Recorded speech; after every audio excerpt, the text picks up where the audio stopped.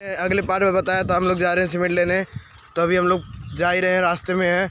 ये देखिए हमारे गांव का नज़ारा। ये रहा मेरा छोटा भाई, ये रहा। तो गाइस अभी देखिए हम लोग चलते हैं, अभी तो बहुत दूर जाना है हमें। ये देखिए यहाँ पर भूसा वूसा सब कपड़ा, क्योंकि अभी खेती का सीज़न चल रहा है, तो यहाँ पर अभी गेहूँ कटे हैं सबके। देखिए ये है कुछ हमारे गाँव का नज़ारा शाम के टाइम, सुबह के टाइम पे सॉरी।